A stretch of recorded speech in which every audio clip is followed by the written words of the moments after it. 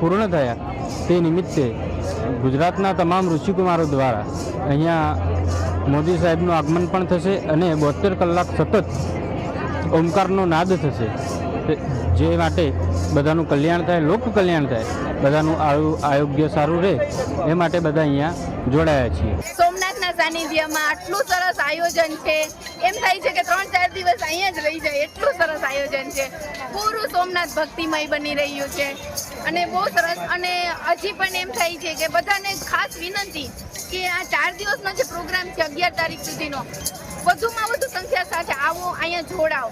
અમે જૂનાગઢથી અત્યારે લગભગ 500 સાધકો અહીંયા સોમનાથના સાનિધ્યમાં અત્યારે ભજન અને કીર્તન અને ઓમકારનો નાદ પૂરા દિવસ દરમિયાન કરવાના છીએ।